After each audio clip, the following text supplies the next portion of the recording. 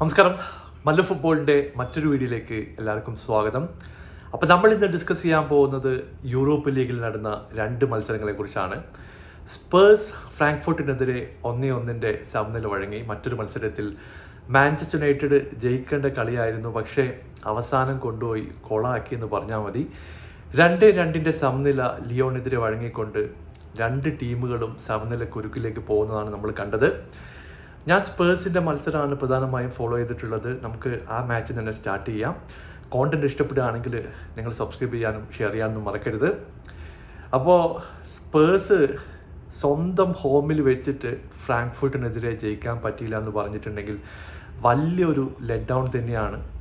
കാരണം ഇനി ഫ്രാങ്ക്ഫർട്ടിൻ്റെ ഹോമിൽ പോയിട്ട് ഒരു റിസൾട്ട് ഉണ്ടാക്കുക എന്ന് പറയുന്നത് അത്ര ഈസി ആയിട്ടുള്ള കാര്യമല്ല. ഇപ്പം നമ്മൾ ഞെട്ടിച്ചുകൊണ്ട് ഫ്രാങ്ക്ഫർട്ടാണ് ആദ്യം സ്കോർ ചെയ്യുന്നത്. 6ാമത്തെ മിനിറ്റിൽ എക്കിറ്റിക്കിയുടെ ഒരു ബ്രില്യൻ്റ് ആയിട്ടുള്ള സ്കോറ് 1-0 ലീഡിലേക്ക് ഫ്രാങ്ക്ഫർട്ടിനെ എത്തിക്കുകയും ചെയ്തു. ക്ലാസിക് ആയിട്ടുള്ള ഒരു കൗണ്ടർ അറ്റാക്കിംഗ് ആണ് നമ്മൾ ഫ്രാങ്ക്ഫർട്ടിൻ്റെ സൈഡിൽ നിന്ന് കണ്ടത്. ലെഫ്റ്റ് വിങ്ങിൽ ഫ്രീ ആയിട്ട് നിൽക്കുന്ന എക്കിറ്റിക്കിയിലേക്ക് ഒരു ബോൾ എത്തിക്കുന്നു. പുള്ളി ഈസി ആയിട്ട് കട്ട് ചെയ്ത് അകത്തേക്ക് വരുന്നു. 1-2 പേരെ ഡ്രിബിൾ ചെയ്ത് പോയി.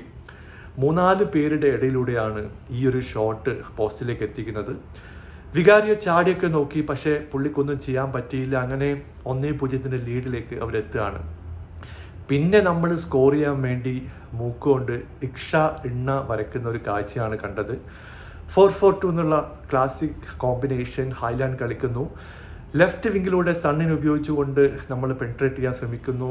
റൈറ്റ് വിങ്ങിലൂടെ ചാൻസുകൾ ക്രിയേറ്റ് ചെയ്യാൻ ശ്രമിക്കുന്നു. പക്ഷേ ഇന്ന് നമ്മൾ ഫ്രാങ്ക്ഫർട്ട് ഗോൾ കീപ്പറായിട്ടുള്ള സാന്റോസിൻ്റെ ഒരു ബ്രില്യൻ്റ് ആയിട്ടുള്ള പെർഫോമൻസ് ആണ് നമ്മൾ കണ്ടത്. ഒരുപാട് സേവുകൾ പുള്ളിയുടെ സൈഡിൽ ഉണ്ടായിരുന്നു. അവസാനം നമ്മൾ ആ ഒരു ഡിഫൻസിനെ ബ്രേക്ക് ചെയ്തുകൊണ്ട് സ്കോർ ചെയ്യുന്നു. ഇവിടെ മാഡിസൻ്റെയും പെഡ്രോ പോറോൻ്റെയും ഒരു കമ്പൈൻ ആയിട്ടുള്ള എഫേർട്ട് നമ്മൾ കാണേണ്ടതുണ്ട്. ലെഫ്റ്റ് വിങ്ങിൽ നിന്ന് മാഡിസൺ കൊടുത്തിട്ടുള്ള ഒരു പാസ് ബാക്ക് ലെഗ് കൊണ്ട് ഫ്ലിക്ക് ചെയ്തുകൊണ്ടാണ് പെഡ്രോ പോറോ സ്കോർ ചെയ്യുന്നത്.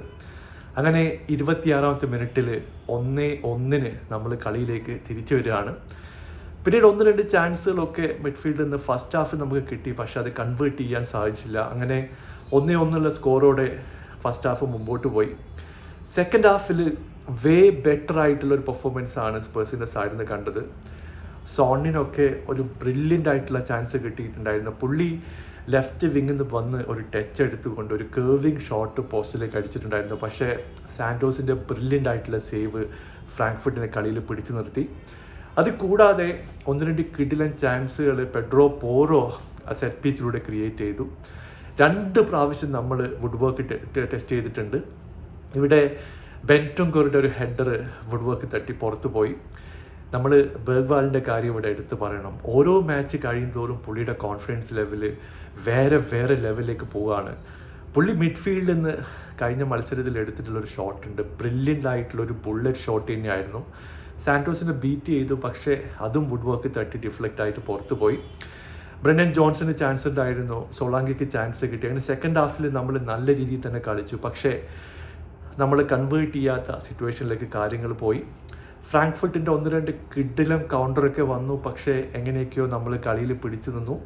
വികാരിയുടെ ഒരു സേവ് അടക്കം കളി നമ്മുടെ കയ്യിൽ തന്നെ ഉണ്ടായിരുന്നു. അങ്ങനെ കളി അവസാനിക്കുമ്പോൾ 1-1 എന്ന രീതിയിൽ കാര്യങ്ങൾ മുമ്പോട്ട് പോയി. സെക്കൻഡ് ലെഗ് നമുക്കറിയാം ഫ്രാങ്ക്ഫർട്ടിൻ്റെ ഹോമിലാണ്. വളരെ ടഫായിട്ടുള്ള ഒരു പ്രൊപ്പോസിഷനാണ്, പക്ഷേ ഒരു മികച്ച പെർഫോമൻസ് സ്പേഴ്സിന് കൊണ്ടുവരാൻ പറ്റും എന്ന് പ്രതീക്ഷിക്കുന്നു. യുണൈറ്റഡിൻ്റെ കാര്യം ശരിക്കും പറഞ്ഞാൽ ഈസി ആയിട്ട് ജയിക്കേണ്ട ചാൻസ് യുണൈറ്റഡിന് ഉണ്ടായിരുന്നു. ഇഞ്ചുറി ടൈം വരെ 2-1 എന്നുള്ള ലീഡ് പക്ഷേ അവസാനം കൊണ്ടുപോയി കൺസീഡ് ചെയ്തു. ഇഞ്ചുറി ടൈമിൻ്റെ എൻഡിൽ ഇവിടെ ചേക്രിയുടെ സൈഡിൽ നിന്ന് വന്നിട്ടുള്ള ഒരു ഗോള്, അതോടുകൂടി 2-2 എന്നുള്ള സ്കോർ ലൈനാണ് കളി അവസാനിച്ചത്. ഒനാനയുടെ കാര്യമൊക്കെ എടുത്തു പറയണം. ഫസ്റ്റ് ഗോള് ശരിക്കും പറഞ്ഞ ഒനാന സേവ് ചെയ്യേണ്ട ഒരു ഗോൾ തന്നെയായിരുന്നു. ഇപ്പോൾ കഴിഞ്ഞ 2-3 ആഴ്ചയായിട്ട് ഇതുപോലുള്ള മിസ്റ്റേക്കുകൾ ഒനാനയുടെ സൈഡിൽ നിന്ന് കാണുന്നുണ്ട്. പുള്ളി ഡയറക്റ്റായിട്ട് വന്നിട്ടുള്ള ഒരു ഫ്രീ കിക്കിന് വന്നിട്ടുള്ള ബോൾ സേവ് ചെയ്യാൻ ശ്രമിക്കുന്നു, പക്ഷെ അത് ബൗൺസായി പോസ്റ്റിലേക്ക് എത്തുകയായിരുന്നു. പക്ഷേ ലെനി യോറോ ഫസ്റ്റ് ഹാഫിൻ്റെ അവസാന ഘട്ടത്തിൽ സ്കോർ ചെയ്യുന്നു.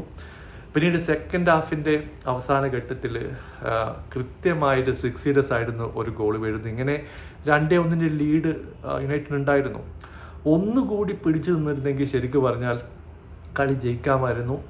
എന്തായാലും 2-2 എന്നുള്ള സിറ്റുവേഷനിലാണ് കാര്യങ്ങൾ മുമ്പോട്ട് പോകുന്നത്. സെക്കൻഡ് ലെഗിൽ ഒരു മികച്ച പെർഫോമൻസ് യുണൈറ്റഡ് സൈഡിൽ നിന്നും കൊണ്ടുവരാൻ സാധിക്കട്ടെ എന്ന് പ്രതീക്ഷിക്കുന്നു. നിങ്ങളുടെ അഭിപ്രായം താഴെ അറിയിക്കുക. പുതിയൊരു വീഡിയോയുമായി വീണ്ടും കാണാം. Thank you so much for watching. Bye for now.